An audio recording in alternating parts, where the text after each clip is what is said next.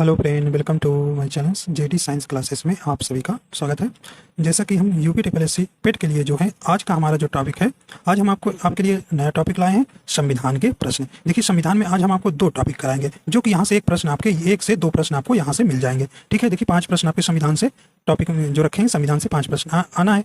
तो जिसमें आपको हम दो टॉपिक लेकर आए हैं, जिसमें से यहाँ से आपके 1 या 2 प्रश्न पक्का मिल जाएंगे। देखिए, हमारा जो आज का टॉपिक है पहला, जो टॉपिक रखे हुए हैं वही मैं कराता हूँ, आपको अलग से कोई टॉपिक नहीं कराते हैं, आपका टाइम लॉस नहीं करेंगे। ठीक है, देखिए आज का हमारा जो टॉपिक है भारतीय संविधान की प्रमुख विशेषताएं, और दूसरा टॉपिक है राज्य के नीति निर्देशक सिद्धांत। ठीक है, आपके 2 टॉपिक ये रखे गए हैं, जो कि इसमें से एक प्रश्न आपको आना है। ठीक है, राज्य के नीति निर्देशक सिद्धांत और भारतीय संविधान की मुख्य विशेषताएं। ठीक है, तो पहले हम भारतीय संविधान की मुख्य विशेषताएं पढ़ लेंगे, इसके बाद आपके क्वेश्चन आएंगे राज्य के नीति निर्देशक सिद्धांत। ठीक है, देखिए इंपॉर्टेंस कुल 80 प्रश्न इसमें हम लाए हैं, तो जो कि बहुत ही इंपॉर्टेंस है। आपको यहाँ से एक से दो प्रश्न जरूर देखने को मिलेंगे। ठीक है, आइए देखते हैं। पहला प्रश्न आपको है, कहें कि विश्व का सबसे बड़ा लिखित एवं सर्वाधिक व्यापक संविधान किस देश का है। देखिए, ये तो नॉर्मल प्रश्न है, लेकिन आपको क्या करना है भाई, विशेषता है तो ये आपको बताना पड़ता है। ठीक है, और आप इसे जानते भी हैं। ठीक है, तो एक बार पढ़ लेंगे, कोई दिक्कत नहीं है। ठीक है, तो आप जानते हैं कौन सा होगा, ऑप्शन नंबर बी हो जाएगा, भारत का। ठीक है,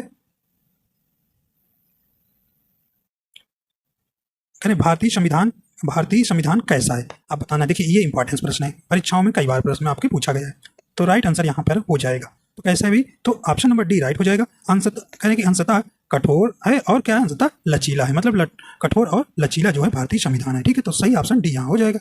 आगे देखते हैं।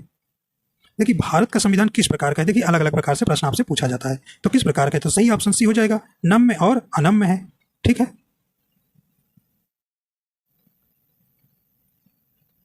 आइए देखते हैं अगला प्रश्न क्या कह रहे हैं अभी। कह रहे कि भारत के संविधान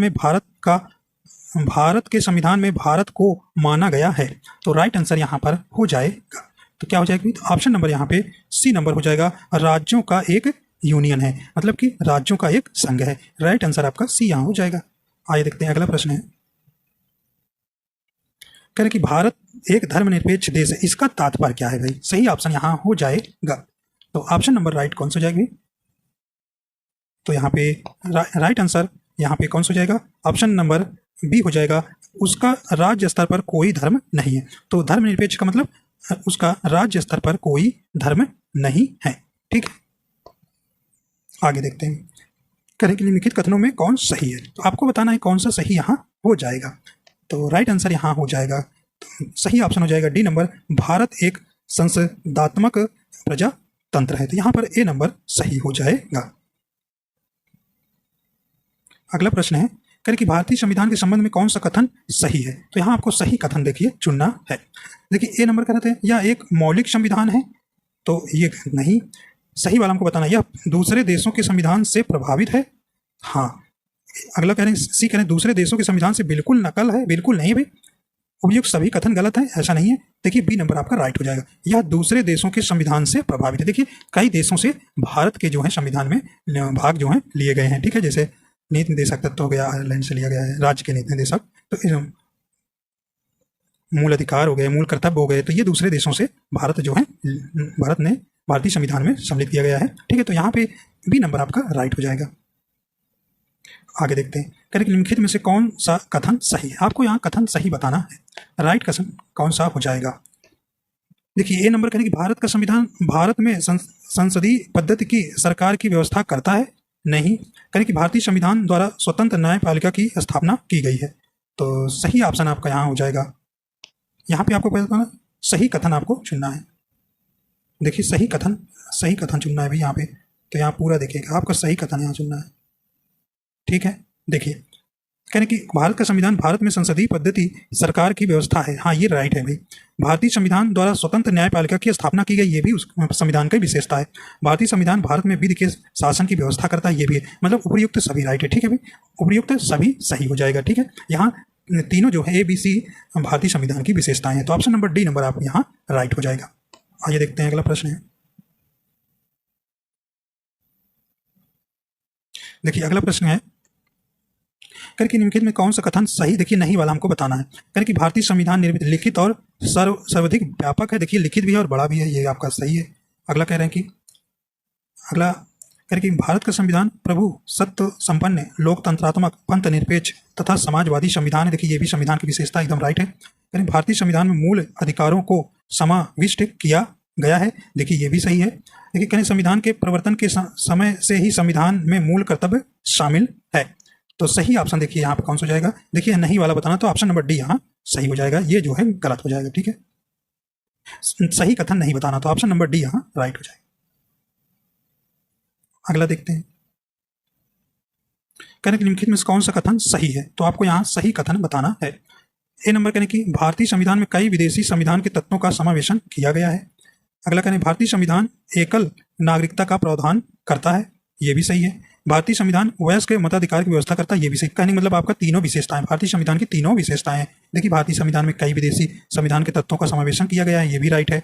भारतीय संविधान एकल नागरिकता का प्रावधान है। देखिए ये भी सही। भारत में जो है एक ही नागरिकता प्रावधान है। जैसे अमेरिका में राज्यों और संघ का वहाँ दोहरी नागरिकता है, जैसे अमेरिका में, लेकिन भारत में एकल नागरिकता है। ये बिल्कुल भारतीय संविधान की विशेषता राइट है, ठीक है। तो भारतीय संविधान वयस्क मताधिकार व्यवस्था पर करता है, ठीक है। तो ये भी सही है। देखिए 18 साल उम्र होती तो आप मतदान करते हैं। तो कहने का मतलब उपयुक्त डी नंबर सही हो जाएगा। सभी कथन सही है, ठीक है। चलिए भाई अगला देखते हैं। देखिए इन्हीं विशेषताओं को आपसे पूछा जाएगा। अगला देखते हैं, भारत के मूल संविधान में कितने अनुच्छेद थे। कितने अनुच्छेद थे। सही ऑप्शन यहाँ हो जाएगा। देखिए मूल संविधान में आपसे पूछा जा रहा है तो कितने थे भाई, यहाँ पे बी नंबर सही हो जाएगा 395। अब जो है लगभग 468 क्या है, 468 प्लस संविधान हो चुके हैं, लेकिन अनुच्छेद हो चुके हैं। लेकिन इस तरह से आपको जैसे 21 ए हो गया, ठीक है। तो इस प्रकार उसमें ए बी सी का खा गा जोड़कर बनाया गया है, तो इतने ज़्यादा हो गए हैं 468, ठीक। लेकिन अभी अगर मूल संविधान देखा जाए तो 365 है। उसमें से सुधार किया गया है, कुछ एक दो का खा गा जोड़ दिया गया है, ठीक है। लेकिन आपको अगर मूल संविधान में आपसे पूछ रहा है तो आप 395 ही लगाएंगे। आइए देखते हैं अगला है, कह रहे कि भारतीय संविधान का स्वरूप किस प्रकार का है। बताइए, सही ऑप्शन हो जाएगा। तो ऑप्शन नंबर यहाँ पे सी राइट हो जाएगा। संरचना में संगठनात्मक, भावना में एकात्मक। आइए देखते हैं अगला है। अगला प्रश्न कह रहे हैं कि भारतीय संविधान भावना में एकात्मक है क्योंकि, यहाँ इसका मतलब क्या होगा। राइट आंसर हो जाएगा केवल संसद को संवैधानिक संशोधन प्रक्रिया प्रारंभ करने का अधिकार है। देखिए ये हो जाएगा।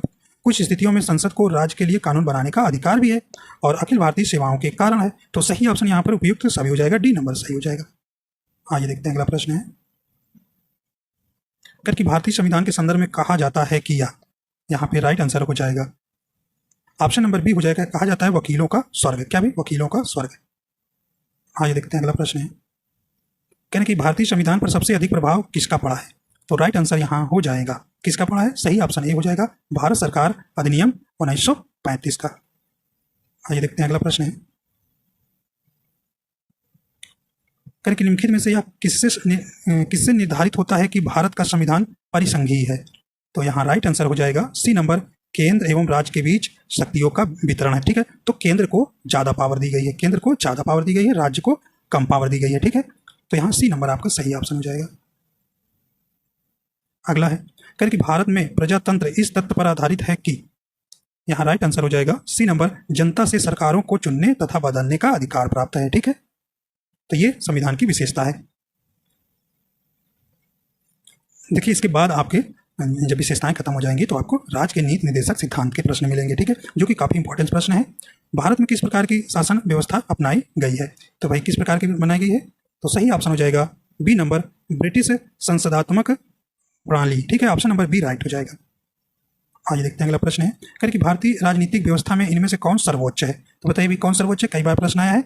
बी नंबर सही हो जाएगा, संविधान सर्वोच्च है। आइए देखते हैं अगला प्रश्न है, कहें कि इस भारतीय संविधान के बृहद होने का कारण, बताइए भी बड़ा होने का कारण क्या है कि भारतीय संविधान इतना बड़ा क्यों है।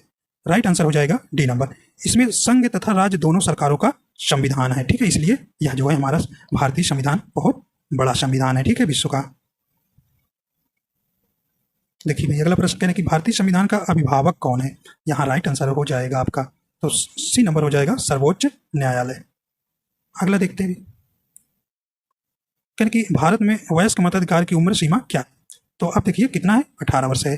पहले क्या थी, 21 वर्ष थी, लेकिन 61वां संविधान संशोधन द्वारा अब जो है मत अधिकार कितना हो गया, 18 वर्ष आप हो जाएंगे तो ये वोटिंग कर सकते हैं। चलिए भाई अगला देखते हैं, कहने कि भारतीय संघीय व्यवस्था की एक विशेषता है। यहाँ राइट आंसर हो जाएगा, क्या हो जाएगा, तो ऑप्शन नंबर बी हो जाएगा, संविधान की सर्वोच्चता। अगला देखते हैं, कहने कि भारत के संविधान में संघीय शब्द की जगह किन शब्दों को स्थान दिया गया है। राइट आंसर हो जाएगा सी नंबर, राज्यों का संघ। आइए देखते हैं अभी 25 नंबर प्रश्न क्या कहता है।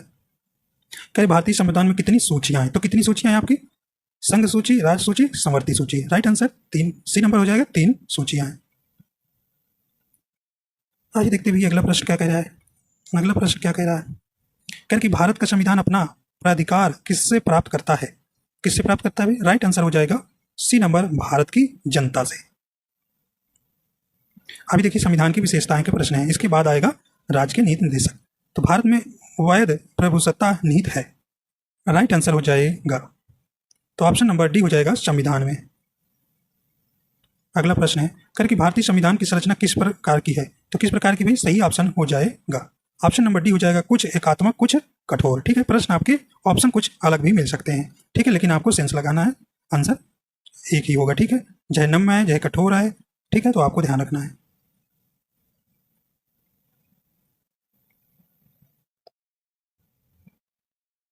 यानी कि निम्नलिखित संविधान की अवधारणा ने सर्वप्रथम कहाँ जन्म लिया है? तो कहाँ जन्म लिया था? सही ऑप्शन हो जाएगा ए नंबर, फ्रांस में। यानी कि अध्यक्षात्मक शासन का उदय सर्वप्रथम किस देश में हुआ था? तो कहाँ हुआ था भी? तो सही ऑप्शन हो जाएगा डी नंबर, संयुक्त राज्य अमेरिका में। आइए देखते हैं अगला है, निम्न कौन सा एक भारतीय संविधान का दर्शन नहीं है? राइट आंसर हो जाएगा कौन सा भी? तो ऑप्शन देखिए, कल्याणकारी राज्य का है, समाजवादी राज्य है, राजनीतिक समानता है, लेकिन देखिए साम्यवादी राज्य नहीं। तो ऑप्शन नंबर डी यहाँ सही हो जाएगा, हमको नहीं वाला बताना था। करेक्ट, निम्नलिखित में से कौन सी विशेषता भारतीय संघ और अमेरिका संघ दोनों में साझी है? राइट आंसर हो जाएगा ऑप्शन नंबर आपका यहाँ डी नंबर हो जाएगा, संविधान की व्याख्या के लिए संघीय उच्चतम न्यायालय। तो ऑप्शन नंबर डी राइट हो जाएगा। अगला है, करेक्ट, निम्न कौन सा भारतीय राज्य व्यवस्था में सर्वोच्च है? तो यहाँ राइट आंसर हो जाएगा सी नंबर, संविधान। ठीक है, कभी भी उच्च न्यायालय नहीं लगाएंगे, संसद नहीं लगाएंगे, ठीक है, इनमें संविधान लगाएंगे। भारतीय संविधान का आप किस प्रकार वर्णन करेंगे? बताइए भी किस प्रकार वर्णन आप करेंगे? राइट आंसर यहाँ हो जाएगा सी नंबर, विश्व का सबसे विस्तृत संविधानों में से एक। अगला देखते हैं, कह रहे कि भारत का संविधान मान्यता प्रदान करता है, तो क्या करता है भाई? तो ऑप्शन नंबर सी हो जाएगा, धार्मिक एवं भाषाई अल्पसंख्यकों को। देखिए ये सब विशेषताएं हैं संविधान की। अगला है, भारतीय संविधान में राज्य के नीति निर्देशक तत्व ग्रहण किए गए हैं। अब आपका शुरू होने वाला है कहाँ प्रश्न किसका भाई? राज्य के नीति निर्देशक सिद्धांत के प्रश्न। तो हमने दो टॉपिक आज इसमें लिए हैं, भारतीय संविधान की मुख्य विशेषताएं और दूसरा टॉपिक है राज्य के नीति निर्देशक सिद्धांत। चलिए भाई बताइए, भारतीय संविधान के राज्य के नीति निर्देशक तत्व ग्रहण कहाँ से किए गए हैं? राइट आंसर यहाँ हो जाएगा, तो ऑप्शन नंबर बी हो जाएगा, आयरलैंड से। कई बार परीक्षा में आया हुआ है। आइए देखते हैं अगला है, राज्य के नीति निर्देशक तत्वों का उल्लेख भारतीय संविधान के किस भाग में किया गया है? बताइए भी। राइट आंसर हो जाएगा सी नंबर, भाग 4 में। देखिए अब आपके प्रश्न शुरू हो गए हैं राज्य के नीति निर्देशक से। ठीक है, तो ये देखिए इसमें ये टॉपिक तो बहुत ही महत्वपूर्ण है, इसमें से एक प्रश्न तो पक्का आना है। चलिए भाई सही ऑप्शन हो जाएगा, क्योंकि भारतीय संविधान के किस अनुच्छेद में राज्य के नीति निर्देशक तत्व का उल्लेख है? तो कहाँ से कहाँ उल्लेख है? सही ऑप्शन हो जाएगा सी नंबर, अनुच्छेद 36 से 51। ठीक है, आइए देखते हैं अगला है, क्योंकि भारतीय संविधान का वह कौन सा भाग है जो संविधान के निर्माताओं के मस्तिष्क और उद्देश्यों को प्रतिबिंबित करता है? राइट आंसर यहाँ हो जाएगा ऑप्शन नंबर सी हो जाएगा, राज्य के नीति निर्देशक तत्व। आइए देखते हैं अगला प्रश्न। देखिए इसके आर्टिकल भी लिए हैं जो कि इंपॉर्टेंस है, नीचे आपके मिलेंगे। राज्य के नीति निर्देशक तत्व में निम्नलिखित में से किन किन प्रकार के सिद्धांत अंतर्निहित हैं? राइट आंसर हो जाएगा, तो कह रहे हैं आर्थिक सिद्धांत, सामाजिक सिद्धांत, प्रशासनिक सिद्धांत। ऑप्शन नंबर डी राइट हो जाएगा, उपयुक्त सभी। आइए देखते हैं अगला प्रश्न है, कह रहे हैं कि भारतीय संविधान में राज्य के नीति निर्देशक सिद्धांत को शामिल करने के पीछे मुख्य उद्देश्य क्या था? राइट आंसर हो जाएगा क्या भाई? तो ऑप्शन नंबर ए हो जाएगा, कल्याणकारी राज्य की स्थापना करना। राइट आंसर आपका यहाँ ए नंबर सही हो जाएगा। अगला प्रश्न है कि संविधान में राज्य के नीति निर्देशक से तत्वों को शामिल करने के पीछे क्या उद्देश्य है? राइट आंसर हो जाएगा सी नंबर, सामाजिक आर्थिक लोकतंत्र की स्थापना करना। ठीक, तो ऑप्शन आपके कुछ चेंज रहेंगे, प्रश्न एक तरह रहेगा। अगला है, निम्न में से किसने नीति निर्देशक सिद्धांत को बैंक की सुविधानुसार देय उत्तर दिनांकित चेक कहा है? तो राइट आंसर यहाँ हो जाएगा, किसने कहा है? तो ऑप्शन नंबर डी हो जाएगा, केटी शाह ने किया था। अगला है, करें कि किस संवैधानिक संशोधन अधिनियम ने राज्य के नीति निर्देशक तत्वों को मौलिक अधिकारों की अपेक्षा अधिक प्रभावशाली बनाया? बताइए। राइट आंसर हो जाएगा, तो ऑप्शन नंबर ए राइट हो जाएगा, 42वां संविधान संशोधन 1976। अगला है, भारतीय संविधान का कौन सा अंग समाजवादी व्यवस्था स्थापित करने की प्रेरणा देता है? तो राइट आंसर यहाँ पे आपका हो जाएगा ऑप्शन नंबर यहाँ सी हो जाएगा, नीति निर्देशक तत्व। अगला है, संविधान में कल्याणकारी राज्य का आदेश दिया जाता है। राइट आंसर हो जाएगा ऑप्शन नंबर सी हो जाएगा, नीति निर्देशक तत्व में। अगला है, नीति निर्देशक सिद्धांत है, तो राइट आंसर हो जाएगा बी नंबर, वाद योग्य नहीं। तो ये इंपॉर्टेंट प्रश्न है। तो नीति निर्देशक सिद्धांत वाद योग्य नहीं है।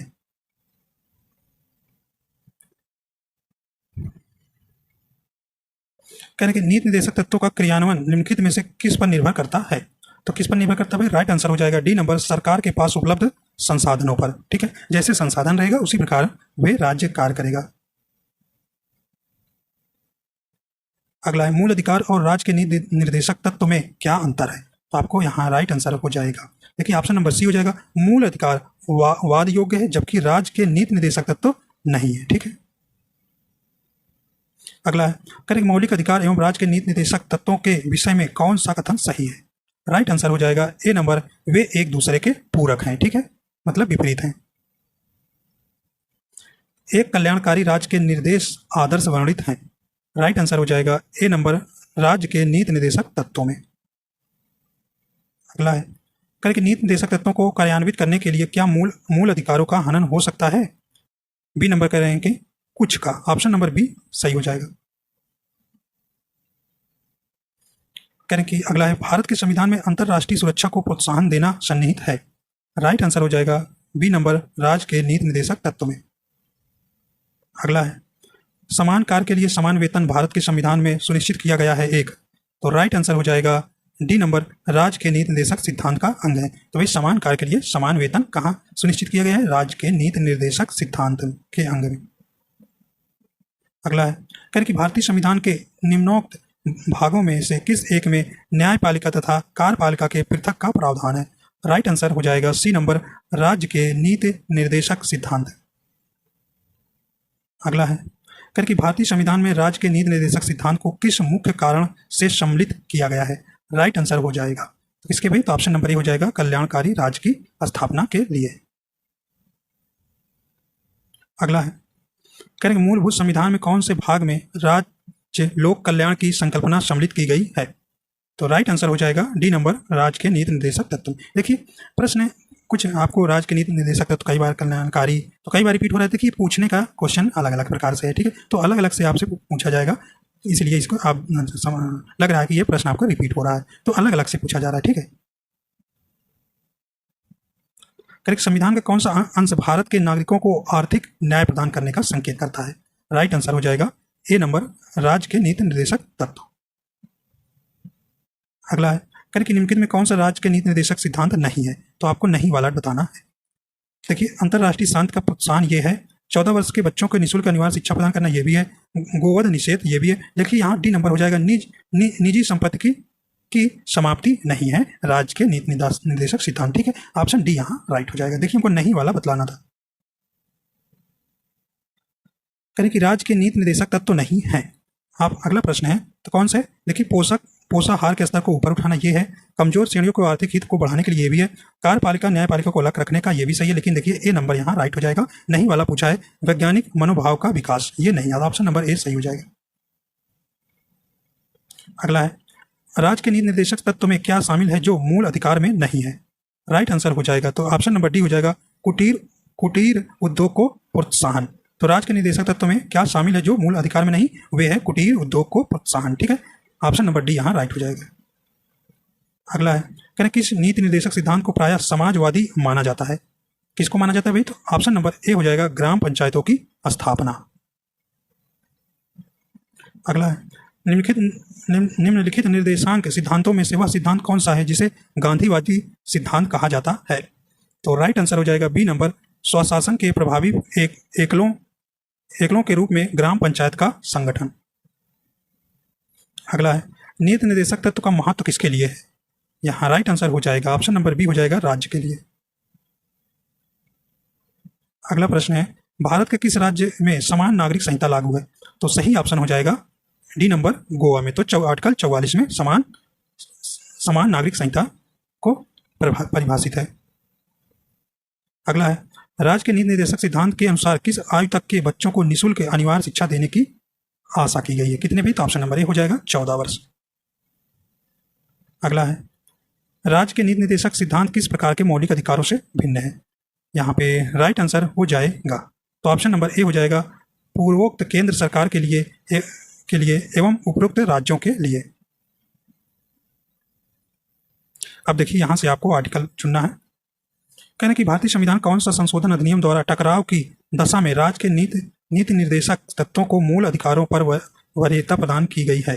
तो यहाँ ऑप्शन नंबर इसका सही हो जाएगा बी नंबर 42वां संविधान संशोधन।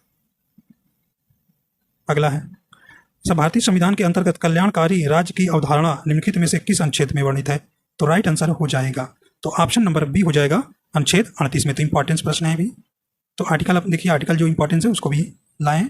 आइए देखते हैं अगला है, कहें कि समान न्याय और निःशुल्क विधि सहायता का प्रावधान संविधान के किस अनुच्छेद में है? राइट आंसर हो जाएगा बी नंबर अनुच्छेद 39A। इंपॉर्टेंस है ये आर्टिकल।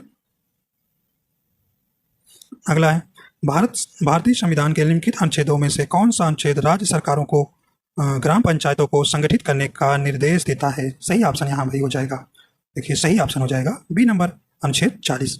ये तो काफी इंपॉर्टेंस है। भारतीय नागरिकों के लिए एक समान सिविल संहिता प्राप्त करने की बात कही गई है, काफी इंपॉर्टेंस आर्टिकल है। राइट आंसर हो जाएगा, तो बी नंबर हो जाएगा अनुच्छेद 44। अगला है, संविधान के किस अनुच्छेद में न्यायपालिका का कार्यपालिका से पृथककरण का उल्लेख किया गया है? यहाँ राइट आंसर हो जाएगा डी नंबर अनुच्छेद 50 में। अगला है, कहें कि राज्य के नीति निर्देशक सिद्धांत में किस अनुच्छेद का संबंध अंतर्राष्ट्रीय शांति सुरक्षा के संवर्धन से है? राइट आंसर हो जाएगा ऑप्शन नंबर बी हो जाएगा अनुच्छेद 51। अगला है, भारतीय संविधान के किस अनुच्छेद द्वारा निम्न दुर्बल वर्गों को शिक्षा संबंधी सुरक्षा प्रदान की गई है? इंपॉर्टेंस आर्टिकल है भी। राइट आंसर हो जाएगा ऑप्शन नंबर बी हो जाएगा अनुच्छेद 46।